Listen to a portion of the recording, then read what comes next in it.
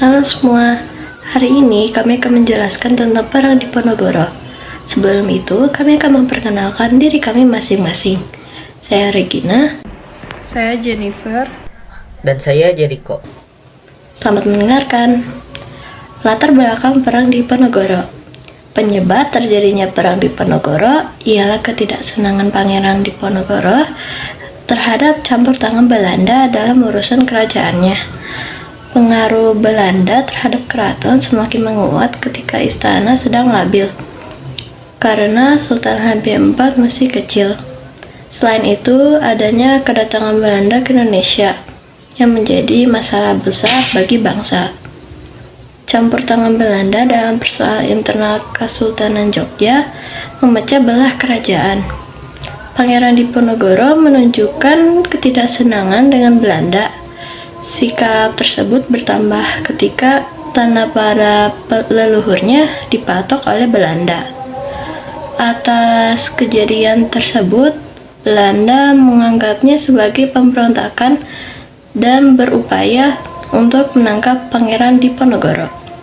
Tokoh-tokoh yang terlibat dalam perang tersebut, yang pertama ada Pangeran Diponegoro yang menjadi pemimpin Jawa melawan Belanda. Selain itu ada Kyai Mojo, lalu Pangeran Mangkabumi, Pangeran Adinegoro, Pangeran Panular, Adiwinoto, Suryo Dipuro, Pangeran Ronggo, dan Ngabehi. Mangunharjo membantu dalam perang Diponegoro. Lalu yang pemimpin Belanda pada perang Diponegoro adalah Letnan Jenderal Hendrik Marcus de Kock. Lalu jalannya perang Diponegoro. Jalannya perang Diponegoro dimulai pada tanggal 20 Juli 1825. Pemerintahan keraton mengirimkan 2 bupati senior, yaitu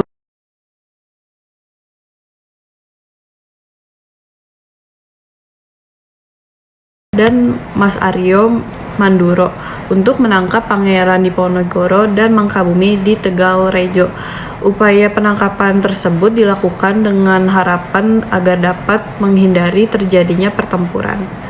Lalu saya akan menjelaskan jalannya perang dan akhir perang. Setibanya di Tegalrejo, tempat tinggal Pangeran Diponegoro dibakar habis. Namun Diponegoro dan Mangkubumi berhasil melarikan diri dan menghindari kejaran pasukan keraton yang terdiri dari Jawa dan Belanda. Diponegoro menunjukkan keahliannya menguasai medan di Tegalrejo, melebihi pasukan keraton. Diponegoro kemudian melarikan diri ke arah barat, mencapai desa Dekso di Kulon Progo, lalu bergerak ke selatan mencapai hingga Goa Selarong. Goa tersebut kemudian dijadikan sebagai markas militer oleh Diponegoro. Lalu saya akan menjelaskan akhir perang Diponegoro. Akhir perang Diponegoro sendiri adalah penangkapan di Pangeran Diponegoro sendiri untuk diasingkan di Ungaran, Semarang, lalu dipindahkan ke Batavia hingga ke Manado, Benteng New Amsterdam, dan akhirnya wafat di Benteng Rotterdam pada tanggal 8 Januari 1855.